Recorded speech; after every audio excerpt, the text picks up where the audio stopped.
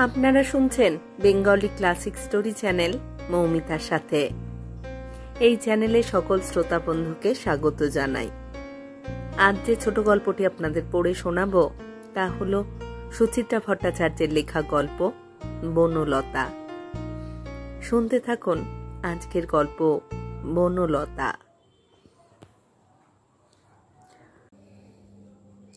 কলেজে গরমের ছুটি। দুপুরবেলা খেয়ে উঠে পরীক্ষার খাতার স্যুপ নিয়ে বসেছি, হঠাৎ কলিং বেলের ঘ্যাং ঘ্যাং। উফ, এখন আবার কে এলো? নির্ঘাত সেলস গার্ল। আজকাল এই হয়েছে, সারাটা দুপুর উৎপাত চালায় মেয়েগুলো। শ্যাম্পু, সাবান, ক্রিম, বড়ি, আচার, ধূপ, ফিনাইল, ব্রা, প্যান্টি, কিছু না কিছু গছানোর জন্য হানা দেয় অবিরাম। বাড়িটা বড় রাস্তায় হয়ে আরো যেন জ্বালা হয়েছে। এদের হাত থেকে রক্ষা পাওয়াই মুশকিল। আবার বেল বাজল। আবার আমার সবিতা রানী গেলেন কোথায়? না বলে পাড়া বেড়াতে বেরোলেন নাকি ভোঁস ভোঁস করে নাক ডাকাচ্ছেন? অগত্যা উঠতেই হলো। বিরক্ত মুখে চোখ রাখলাম দরজার ম্যাজিক হলে। ওপারে এক বয়স্কা মহিলা, বৃদ্ধাই বলা যায়। পরনে সাদা শাড়ি, চোখে কালো ফ্রেমের চশমা, কাঁধে ঝোলা ব্যাগ। দেখে ঠিক সেলস গার্ল মনে হয় না। ডাকাত টাকা তো না। খুললাম দরজা। বলুন। হাত জোড় করে নমস্কার করলেন মহিলা, মুখে একটা কৃপাপ্রার্থী হাসি। আমি একটা চ্যারিটেবল সংস্থা থেকে আসছি, সামান্য কিছু সাহায্যের জন্য। মহিলার মুখটা যেন ভারী চেনা চেনা। কোথায় দেখেছি। বেশিক্ষণ স্মৃতি হাতড়াতে হলো না। অস্ফুটে বলে উঠলাম, বনদি না? মহিলা থতমত খেয়ে গেছেন। হ্যাঁ, মানে আপনি আমাকে চিনতে পারছেন না দিদি? আমি আপনার ছাত্রী সর্বাণী। আপনি আমাদের সেন্ট মারিয়া গার্লস স্কুলে। বলতে বলতে ডেকেছি, আসুন, ভেতরে আসুন। অপ্রস্তুত বনদি লজ্জিত মুখে বললেন, আমি তো তোমাকে ঠিক। আপনার কি করে মনে থাকবে? সেই কবেকার কথা। আমি 68 হায়ার সেকেন্ডারি। আপনি আমাদের ক্লাস টিচার ছিলেন 1 বছর, সেই ক্লাস 4-এ। ঈষৎ গুটিয়ে থাকা বনদিকে প্রায় হাত ধরে এনে বসালাম সোফায়। পাখা চালিয়ে দিয়েছি। ও ঘরে পার্ট 1 পাশের ইতিহাসের খাতা নাই হয়ে পড়ে। সামনে রোববারের মধ্যে জমা দিতে হবে। এখন এক মুহূর্ত সময় নষ্ট করা মানে সমূহ বিপদ। তবু মন খুশিতে ভরে উঠল। ছোট্টবেলাকার স্কুলের দিদিমণিকে হঠাৎ দরজায় দেখলে কোন ছাত্রীর না ভালো লাগে, বিশেষ করে এই মধ্যবয়সে পৌঁছে। বনলতা বিশ্বাস ছিলেন আমাদের প্রাইমারি সেকশনের টিচার। ভারী যত্ন করে ইংরেজি পড়াতেন বনদি। বলতে গেলে ওই বিদেশি ভাষা শিক্ষার ভিত আমাদের তৈরি হয়েছিল বনদির হাতেই। শুদ্ধ উচ্চারণ, সিলেবেল ভাগ করে সঠিক বানান লেখা, ইংরেজি ব্যাকরণের প্রাথমিক পাঠ সুন্দরভাবে গুছিয়ে মস্তিষ্কে ঢুকিয়ে দিতে পারতেন বনদি। প্রতি পদেই আমরা ভুল করতাম, কিন্তু বনদিকে কখনো রাখতে দেখিনি। হাসি মুখে বলতেন, মন দে ওরে মেয়ে, যা বলছি মাথায় রাখ। বাইরে প্রখর গ্রীষ্ম, গনগনে তাপ, পাখার হাওয়া যেন গায়ে লাগছে না। বনদি রুমালে ঘাড় গলা মুছছেন, হাঁপাচ্ছেনও যেন অল্প অল্প। চোখে এখনো বিস্ময়। বনদি কি দরকারে এসেছেন প্রায় ভুলেই গেছি। বললাম, আপনাকে একটু শরবত করে দিই দিদি। না, অযথা কষ্ট করবে কেন, বরং 1 গ্লাস জল দাও। কিছু কষ্ট হবে না, একটু ঠান্ডা জলে লেবু নুন চিনি দিয়ে। রোদ্দুরে এসেছেন, ভালো লাগবে। তাও তবে বেশি ঠান্ডা দিও না, আমার সহ্য হয় না। সবিতা রান্নাঘরেই শুয়ে, থসথসে গরমেও কেমন ঘুমোচ্ছে দেখো। ঠেলে তুলতে গিয়েও তুললাম না। নিজের হাতেই যত্ন করে বানিয়েছি শরবত। ট্রেতে বসিয়ে এনে রাখলাম সেন্টার টেবিলে। নিন দিদি। গ্লাসে চুমুক দিচ্ছেন বনদি। আমি দেখছি বনদিকে। মুখখানা ভারী মিষ্টি ছিল বনদির। সুন্দরী নয়, তবে একটা লাবণ্য ছিল চেহারায়। ছোট্টখাট্টো রোগাশোকা গড়ন, শ্যামলা শ্যামলা রং।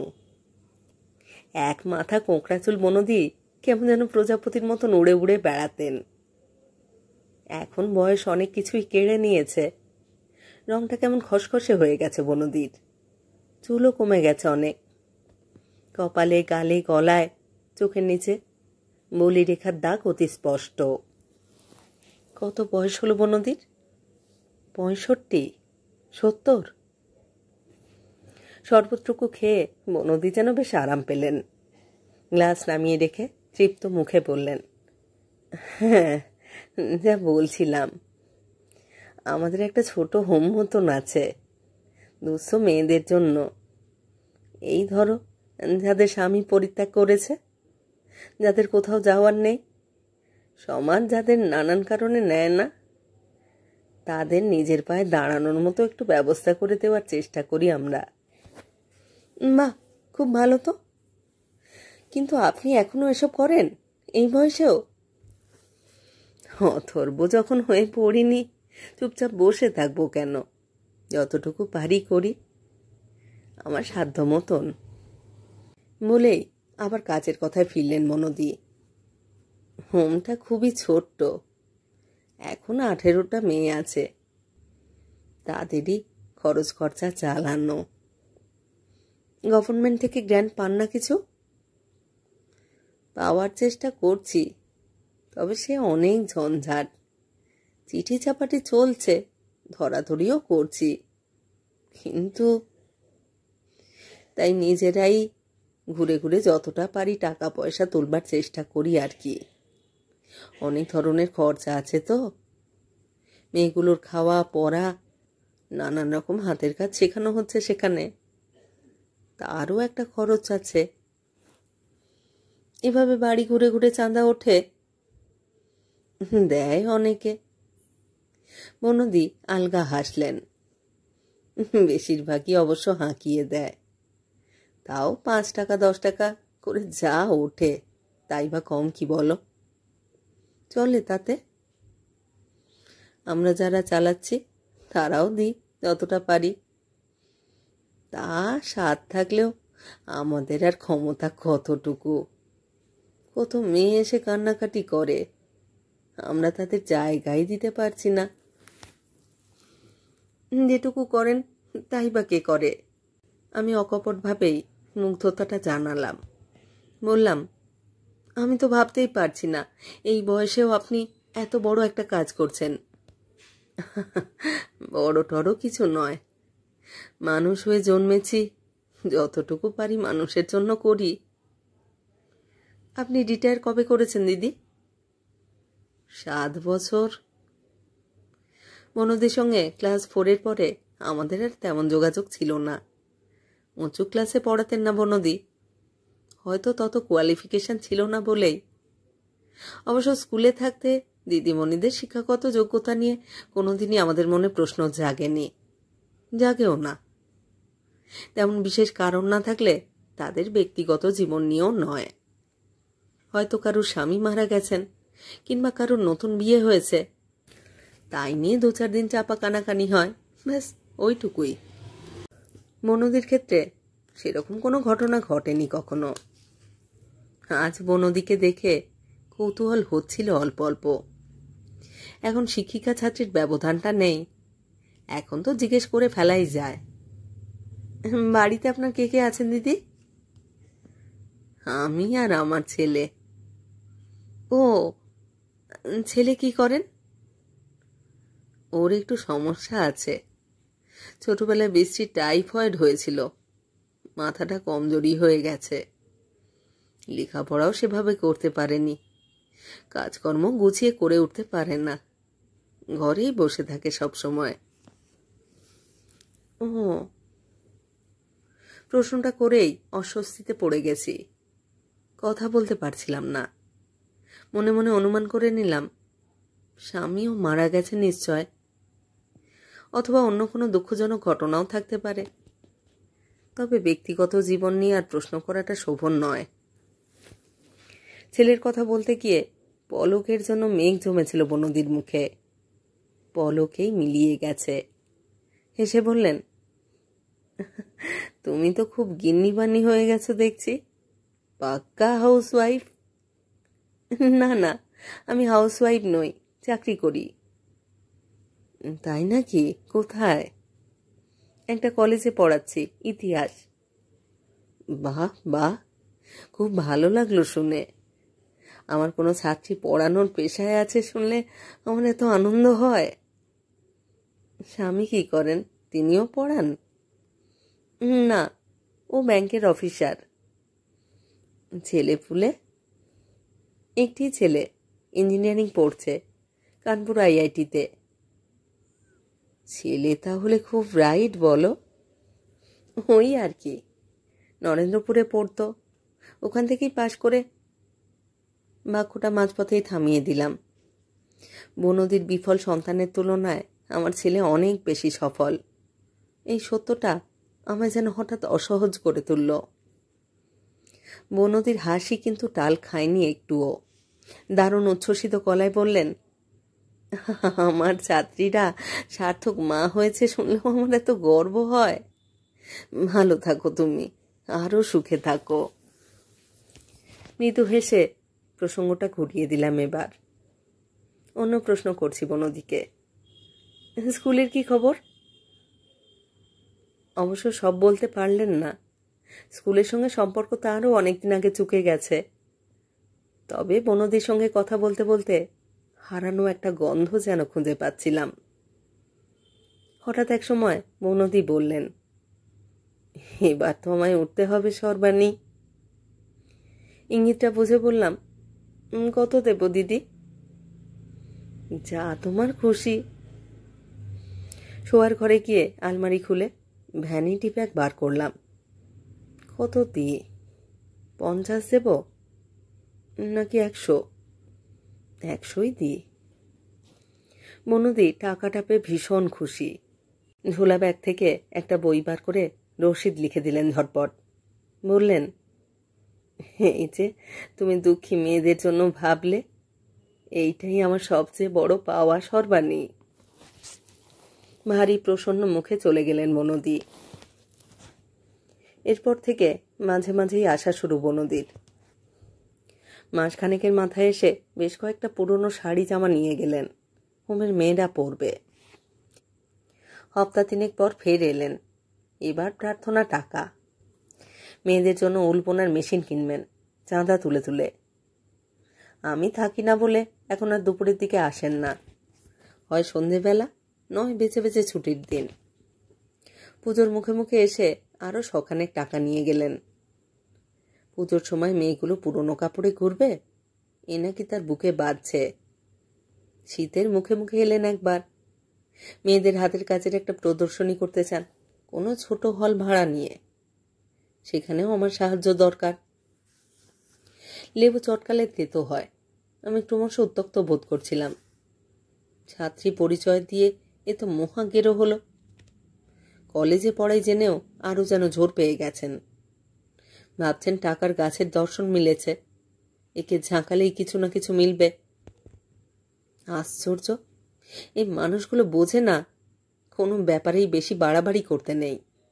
উনি সমাজসেবা করে নাম কিনছেন, আমি কেন বারবার তার জন্য কিছু করে খসিয়ে যাব? মাস মাস 5 টাকা 10 টাকা করে নিয়ে যাক, সে তবু মেনে নেওয়া যায়। কিন্তু এ যে একেবারে ঘাড়ের উপর উঠে পড়া। সময় অসময়েও জ্ঞান নেই, এলে আজকাল আর উঠতেই চান না। নিজের মনে হোমের সমস্যার কথা বলে চলেছেন। ভুলে চলেছেন তো বলেই চলেছেন। বয়স হলে যা হয়।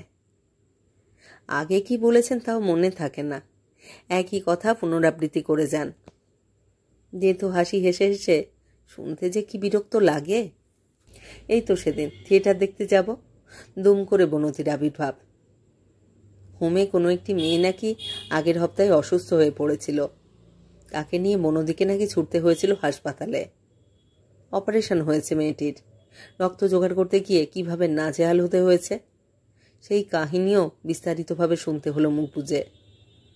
সবিতা চা মিষ্টি দিল। বনদির খাওয়া শেষ। আমি সমানে উসকুস করছি। অশোক ইশারা করছে ঘন ঘন, কিন্তু বনদি নড়নচড়ন। গেলেন প্রায় 6:45 বাজিয়ে। হুড়মুড় করে তৈরি হলাম বটে, ট্যাক্সিও নিলাম, তবু শো শুরু হওয়ার আগে কিছুতেই পৌঁছতে পারলাম না। নাটকের মাঝখানে ঢোকা মানেই দর্শকদের টিপ্পনি গেলা। অশোক তো সেদিন চোটের লাল। এত কিসের আল্লা দিব না? মুখের উপর বলতে পারো না আমার কাজ আছে? সত্যি এবার বনদিকে সোজাসুজি বলে ফেলা দরকার। কাহা তোকে এই অত্যাচার সহ্য করা যায়? এবছর শীত ভালো করে পড়লই না। মাঘ মাসেই ঠান্ডা উধাও, ফাল্গুনে তো রীতিমতো গরম। ভোরের দিকে তাও একটু শীতশীতে ভাব থাকে, কিন্তু 9টা-10টার মধ্যেই বেজায় চড়ে যায় রোদ্দুর। ফাল্গুনে এমন গরম কালে ভদ্রে পড়ে। রবিবার সকাল, একটু রান্না বান্না করছিলাম। অশোকের 2 পুরনো বন্ধু আজ খাবে সস্ত্রীক। বড় বড় চিংড়ি এনেছে অশোক, মালাইকারি হবে। সঙ্গে কই মাছের গঙ্গা যমুনা, সোনামুগের ডাল, ভেটকির ফ্রাই, প্রচুর হ্যাপা। নারকেল করো রে, দুধ বার করো রে, ফ্রাই করো রে। সবিতা সাহায্য করছে হাতে হাতে। রান্নাঘরে নিয়মিত থাকার অভ্যেসটা ছেড়ে গেছে বলে তবু যেন দিশা পাচ্ছি না। ভিনিগার ঠিক মতো ঢাললাম তো? তখনই কলিং বেল ঘ্যাং ঘ্যাং। অশোক হেসে বলল, যাও, হয়ে গেল। কে? আর কে? তোমার দিদিমণি। এবার বনদি বেশ কিছুদিন পরে এলেন, প্রায় মাস 2। তবু শুনেই মেজাজ তেতো হয়ে গেল। আবার এই অসময়? বুড়ো কুঁচকে বললাম, কাটিয়ে দাও না, বলো আমি ভীষণ ব্যস্ত। বললে কি নড়বেন? অশোক ঠোঁট উল্টালো। খাল কেটে কুমির এনেছ, নিজের কুমির নিজেই সামলাও। আহা, দরকারটা কি একবার জিজ্ঞেস করে দেখো না। গিয়ে নিজে জেনে নাও। তবে দয়া করে মনে রেখো 12টা বাজে, প্রভাস পল্লবটা এক্ষুনি এসে পড়ল বলে। ন্যাপকিনে হাত মুছতে মুছতে ড্রয়িং স্পেসে এলাম। বেচার মুখে একটা ইলাস্টিক হাসি টেনে বললাম, কি খবর দিদি? বনদি খবরের কাগজখানা উল্টোচ্ছিলেন। মুড়ে রেখে বললেন, তুমি কেমন আছো? ভালো। ঝটপট বলে ফেললাম, রান্না করছি, কিছু গেস্ট আসছেন খেতে। ও, তাহলে তো এখন আসাটা উচিত ছিল না। মনে মনে বললাম, উচিত অনুচিতের বোধ আছে আপনার? মুখে বললাম, না না, বসুন, কিছু বলবেন? বনদির মুখে যেন হাসি ফুটল। তোমার কাছে একটা বিশেষ প্রার্থনা নিয়ে এসেছিলাম সর্বাণী, তুমি কিন্তু কিছুতেই না বলতে পারবেন না। দপ করে মাথা গরম হয়ে গেল। ব্যঙ্গে ছুড়ে বলে ফেললাম, আপনি তো প্রার্থনা ছাড়া আসেন না দিদি। বনদি থমকে গেলেন। দ্বিধান্বিত স্বরে বললেন, না না, ঠিক তেমন নয়। অর্থাৎ টাকা পয়সা জামা কাপড় ছাড়াও অন্য কিছু ধসবে এবার? অসহিষ্ণু গলায় বললাম, যা বলার তাড়াতাড়ি বলুন প্লিজ। এক দৃষ্টে আমার দিকে তাকিয়ে রইলেন বনদি। তারপর মৃদু স্বরে বললেন, হোমের মেয়েরা তোমায় একদিন দেখতে চায় সর্বাণী। ওরা তোমার কথা আমার মুখে অনেক শুনেছে তো, কত কি করেছো তুমি ওদের জন্যে। তপ্ত মেজাজ হোঁচট খেয়ে গেল, গলা নেমে গেছে। হুমা, আমি গিয়ে কি করব? তেমন কিছু নয়, এই ওদের সঙ্গে একটু আলাপ করবে, কথা টথা বলবে। তুমি তো লেখাপড়া শিখেছ, তোমার সঙ্গে কথা বললে ওরা অনুপ্রাণিত হবে। বলতে বলতে হাসিটা যেন একটু ম্লান হলো বনদির। আমার জ্ঞান আর কতটুকু? তুমি উচ্চ শিক্ষিত, আমার চেয়ে অনেক বেশি জানো। তোমার সঙ্গে আলাপ হলে ওরা অনেক কিছুই শিখবে। বনদির চোখে চোখ রাখতে পারলাম না, মাথা নামিয়ে নিলাম। বনদি উৎসুক মুখে বললেন, যেতে হবে কিন্তু সর্বাণী, সামনে শনিবার, ওদিন আমাদের হোমের জন্মদিন। আমার খুব ইচ্ছে তুমি সেদিন, আমি এসে তোমায় নিয়ে যাব। এরপর কি বনদিকে ফেরানো সম্ভব?